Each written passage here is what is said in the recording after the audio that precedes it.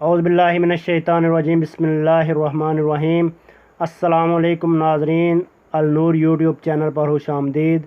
नाज़रीन, तर्जुमातुल कुरान के सिलसिले की एक और वीडियो लेकर आपके सामने हाजिर हैं। अगर आप इस चैनल पर नए हैं तो चैनल को सब्सक्राइब कर दें, वीडियो अच्छी लगे तो उसको लाइक कर दें, इसके साथ साथ बेल आइकन पर क्लिक कर दें ताकि आपको आने वाली हर वीडियो का नोटिफिकेशन मिलता रहे। नाज़रीन, आज हम आपको सूरह बकरा की आयत नंबर 211 तक 220 का उर्दू तर्जमा इस्लाम 360 ऐप से पढ़कर सुनाएंगे, जिसके लिखने वाले हैं इल्लामा ताहिरुल कादरी। तो आइए वीडियो का आगाज़ करते हैं। अल्लाह के नाम से शुरू, जो बड़ा मेहरबान नहायत रहम फरमाने वाला है। आप बनी इसराइल से पूछ लें कि हमने उन्हें कितनी वाज़ेह निशानियां अता की थी, और जो शख्स अल्लाह की नेमत को अपने पास आ जाने के बाद बदल डाले तो बेशक अल्लाह सख्त अजाब देने वाला है। काफिरों के लिए दुनिया की ज़िंदगी खूब आरास्ता कर दी गई है और वो ईमान वालों से तमस्खुर करते हैं, और जिन्होंने तकवा इख्तियार किया वो क़यामत के दिन इन पर सरबुलंद होंगे, और अल्लाह जिसे चाहता है बेहिसाब नवाजता है।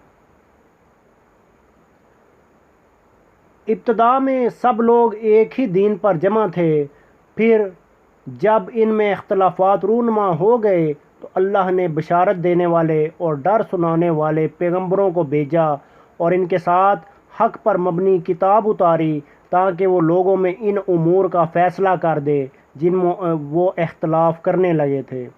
और इसमें इख्तलाफ भी फ़क्त इन्हीं लोगों ने किया जिन्हें वो किताब दी गई थी, बावजूद इसके कि इनके पास वाज़ेह निशानियाँ आ चुकी थी, और उन्होंने ये इख्तलाफ भी महज बाहमी बोझ व हसद के बायस किया।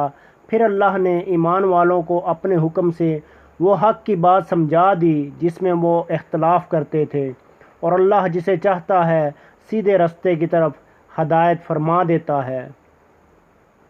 क्या तुम ये गुमान करते हो कि तुम यूं ही बिला आजमाइश जन्नत में दाखिल हो जाओगे, हालांकि तुम पर तो अभी इन लोगों जैसी हालत ही नहीं बीती जो तुमसे पहले गुजर चुके। उन्हें तो तरह तरह की सख्तियां और तकलीफ़ें पहुंची, और उन्हें इस तरह हिला डाला गया कि खुद पैगंबर और इनके ईमान वाले साथी भी पुकार उठे कि अल्लाह की मदद कब आएगी। आगाह हो जाओ कि बेशक अल्लाह की मदद करीब है। आपसे पूछते हैं कि अल्लाह की राह में क्या खर्च करें। फरमा दें, जिस कदर भी माल खर्च करो दुरुस्त है, मगर इसके हकदार तुम्हारे माँ बाप हैं, और करीबी रिश्तेदार हैं, और यतीम हैं, और मुख्ताज हैं, और मुसाफिर हैं। और जो नेकी भी तुम करते हो बेशक अल्लाह इसे खूब जानने वाला है।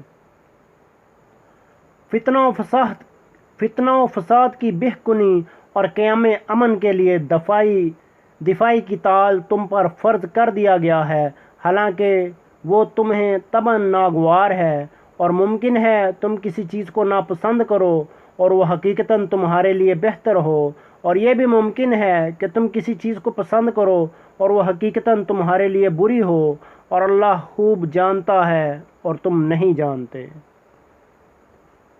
लोग आपसे हुर्मत वाले महीने में जंग का हुक्म दरियाफ्त करते हैं।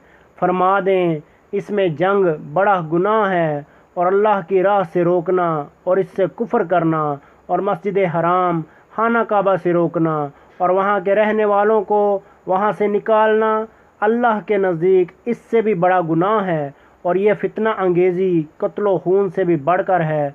और ये काफिर तुमसे हमेशा जंग जारी रखेंगे यहाँ तक कि तुम्हें तुम्हारे दीन से फेर दें, अगर वो इतनी ताकत पा सके।